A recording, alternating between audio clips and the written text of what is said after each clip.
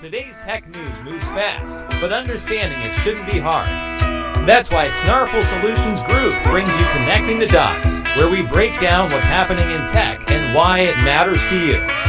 Now, let's dive in with your hosts. Welcome to Connecting the Dots. I'm Alex. And I'm Morgan. It's great to be here connecting those dots for you. It is Wednesday, September 17th, 2025, and we're ready to break down today's tech news and really see how it connects to your world. Absolutely. We've got some really interesting stuff lined up today.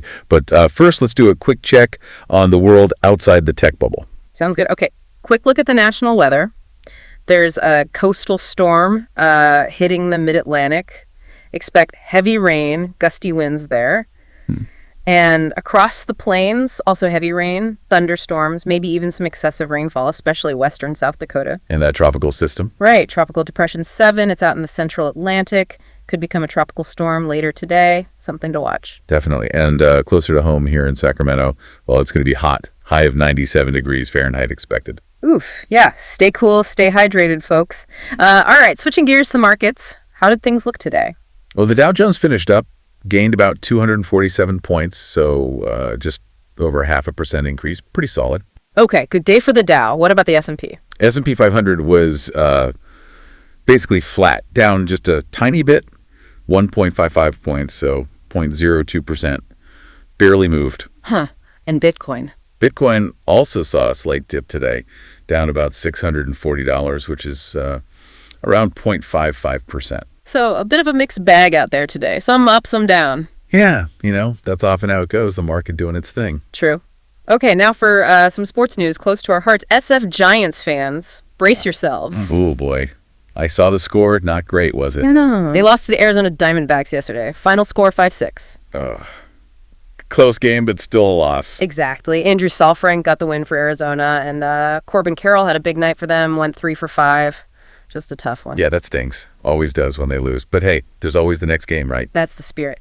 Okay, before we dive into the big tech stories, we're really excited to welcome a new sponsor to Connecting the Dots, Pins and Aces. Oh yeah, Pins and Aces. If you're a golfer, you probably know them. Premium golf gear, apparel, accessories. Yeah. Really top-notch stuff. Absolutely. If you want to elevate your game, look sharp on the course, check them out. The website is pinsandances.com. That's pinsandaces.com. And they've got a great offer for our listeners too, right? They sure do. Use the promo code SNARFUL, SNARFUL, at checkout, and you'll get 21% off your entire purchase. Wow, 21%. That's fantastic. Definitely worth checking out if you play golf. For sure. Okay, let's transition now. We've been digging through the Snarful Tech article report, our Morning Star, and pulled out 3 stories that really caught our eye today. Yeah, there's this interesting theme emerging, isn't there? Technology becoming both more specialized for pros in some ways, but also more accessible for everyone else. Exactly. It's a fascinating contrast. So let's unpack these, starting with the first one. The iPhone 17 Pro review. The big question seems to be, is the Pro still the go-to for everyone? Right. Because for a long time, if you wanted the absolute best iPhone experience, the top screen, best cameras, longest battery, you just bought the Pro. Simple decision. But that might be changing. It seems so. This review argues the 17 Pro is becoming much more focused. It's leaning heavily towards creators, I think, serious video shooters, photographers, people who really need that extreme battery and those super advanced cameras day in, day out. So less for the person who just wants the nicest phone and more for someone using it as a professional tool. Precisely. And a huge reason for that shift. The standard iPhone 17, which starts at, $799, it now has the exact same bright, smooth, always-on display as the Pro model, which is $1,099. Whoa, okay.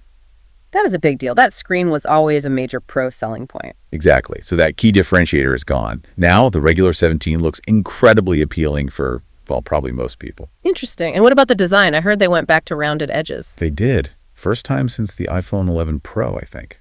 Makes it feel a bit different, maybe more comfortable to hold.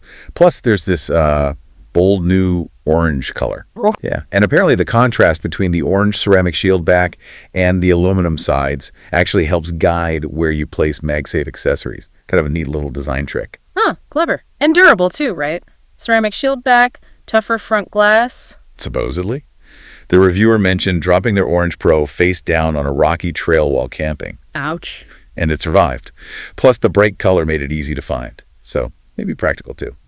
And speaking of the aluminum body, that switch plus a new vapor chamber inside is all about better cooling. Ah, tackling the hot phone problem when you're gaming or doing something intensive. You got it.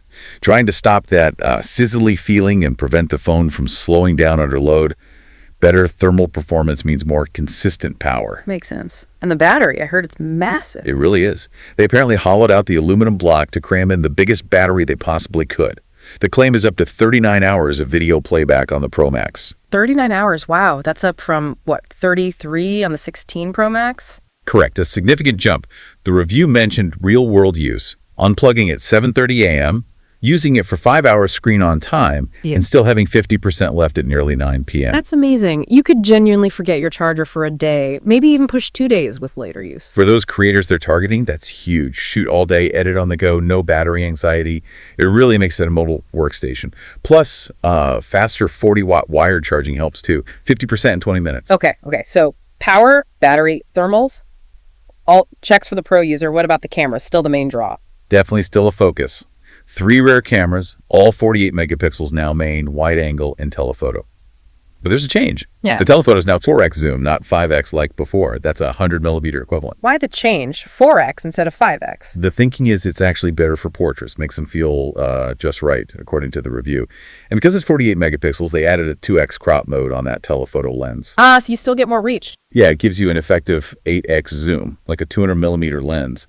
So photographing something far away, like, Alcatraz from across the bay, it won't just be a tiny speck anymore. It'll actually be recognizable. That's a practical improvement for sure. And video calls. Anything new there? Yes. Center Stage is now on all iPhone 17 models. It's that feature where the camera follows you if you move around during a video call. Oh, I like that feature. Yeah. And it can even automatically switch to a wider landscape view if someone else joins you in the frame. Pretty slick for FaceTime or Zoom calls. Okay, so the hardware sounds incredibly capable, powerful, great battery, amazing cameras, but the review mentioned a catch, right? The AI. Yes. The elephant in the room, or maybe the less intelligent assistant in the room, Siri. This is where it gets really interesting. Despite some updates, Siri still feels miles behind the competition in generative AI. So compared to what Google's doing with Gemini on the Pixel, for instance. Exactly. Think about the Pixel 10 Pro. It has things like Magic Queue, suggesting text messages based on your emails, or Pixel screenshots that can summarize info or remind you about things you screenshotted. It's deeply integrated, proactive AI. And Siri isn't quite there yet, even with Apple Intelligence. It seems Apple's approach is more about specific features using AI rather than a truly conversational, anticipatory assistant like Gemini. The review basically says there's a big gap, a void, where a truly next-gen Siri should be. That feels like a potential weakness, especially with AI moving so fast everywhere else. It's like having this amazing hardware, but the software brain is lagging.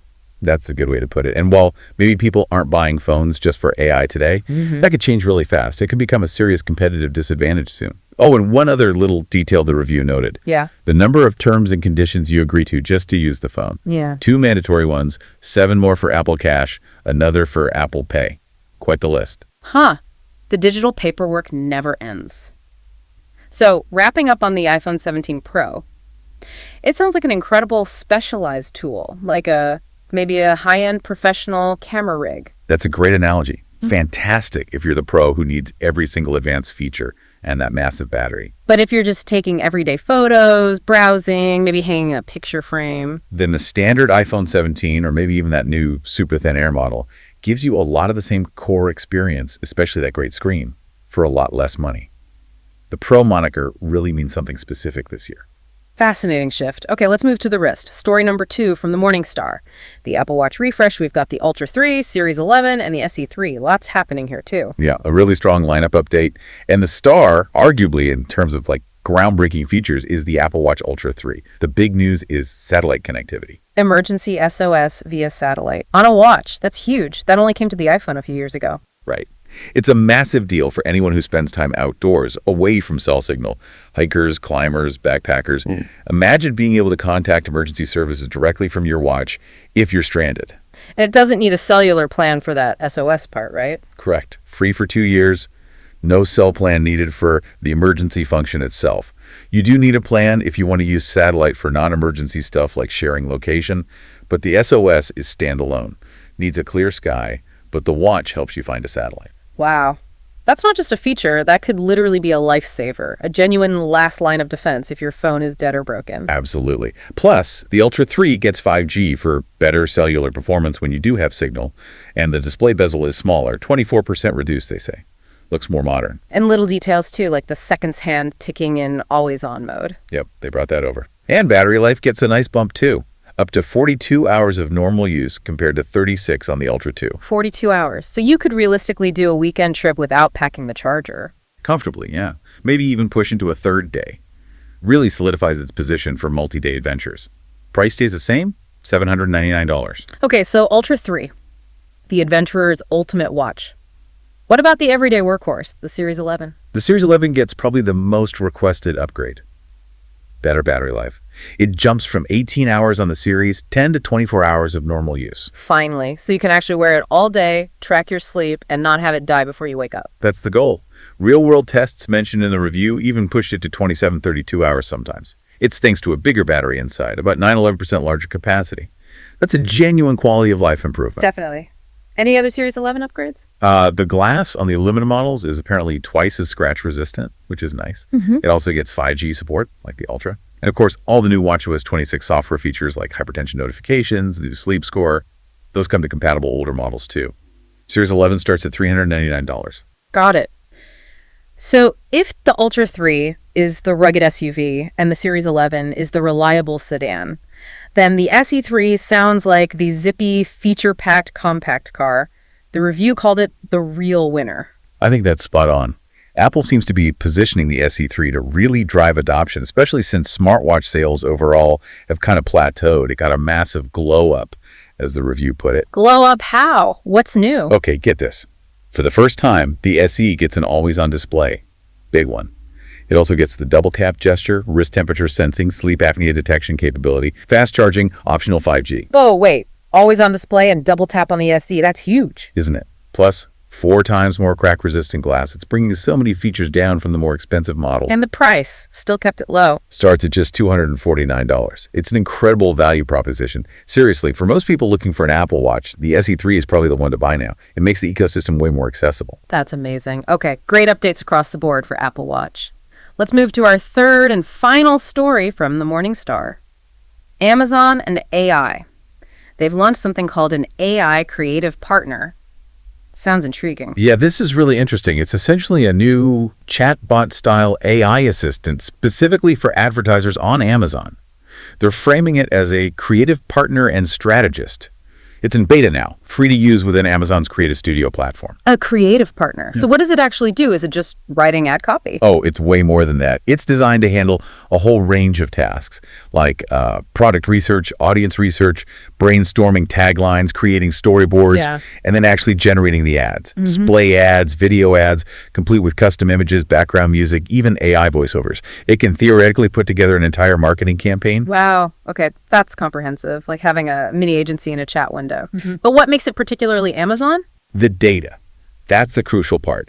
It taps directly into Amazon's massive pool of retail data shopper behavior, purchase history, search trends, all those customer shopper signals that only Amazon has. Ah, so it's not just using generic AI models, it's leveraging Amazon's specific knowledge of what people buy and why. Exactly. It combines that unique retail data with powerful foundation models like Amazon Nova and Anthropic's Claude to create ads that are potentially much more targeted and effective than what a generic tool could produce. So who is this for? Big brands. Well, big brands like Nestle Health Science are testing it and praising it, but Amazon says the main goal is actually to help small and medium-sized businesses, the ones that don't have huge marketing departments or budgets. Right, giving them access to sophisticated tools they couldn't afford before, democratizing advertising, essentially. That seems to be the pitch, giving smaller sellers strategic, high-quality creative support. The example given was an outdoor gear retailer just feeding the AI some product info and brand guidelines. And it spits out taglines, concepts, maybe even a video ad. Pretty much. And Amazon is claiming that early users are seeing, on average, a 12% increase in sales from the campaigns created with this AI partner. 12%. That's significant. Huge potential for speed and efficiency gains for businesses. But doesn't this raise that familiar question? The sea of sameness question. Yeah. If everyone starts using the same AI tool, even if it's pulling from Amazon data, won't all the ads start looking kind of similar? How do brands stand out? It's a valid concern. Amazon's response is that the personalization based on their specific data, plus the ability for brands to guide the AI, will actually lead to more experimentation and variation, not less. Because it's cheaper and faster to create stuff, brands can try more things. Maybe. It also brings up the other big AI debate, augmentation versus replacement, right? Especially for human creatives, copywriters, designers. Absolutely. Amazon frames it as augmentation, a tool to help marketers, but it definitely fuels the ongoing conversation about AI's role in creative fields and potential job impacts down the line. It's like giving someone a super-powered assistant. How long before the assistant can just do the whole job? Fascinating and maybe a little unnerving. It's a space we'll be watching very closely. The intersection of AI efficiency and human creativity is really heating up. Definitely. Okay, before we wrap things up, one more quick shout out to another fantastic new sponsor, Skony. Ah, yes, Skony, premium golf shoes.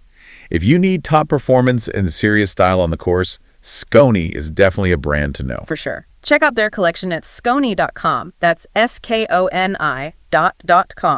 And just for Connecting the Dots listeners, use the promo code SNARFUL, SNARFUL, for 15% off your entire purchase. Another great deal for golfers. Excellent. All right, so let's quickly recap the big takeaways from our Morning Star report today. First, we looked at the iPhone 17 Pro, seeing how it's becoming more of a specialized tool for creators, while the standard iPhone 17 and the new Air are offering compelling value with similar core features, especially that great screen. Then we jumped to the Apple Watch. The Ultra 3 bringing potentially life-saving satellite SOS for adventurers, the Series 11 finally delivering solid all-day and night battery life for everyday users. And the SE3 emerging as a real value champion, packing features like an always-on display and double tap into that affordable $249 price point. A huge glow up there. And finally, Amazon's AI creative partner, aiming to shake up the advertising world by giving businesses, especially smaller ones, powerful AI tools fueled by unique retail data to create campaigns more easily and effectively.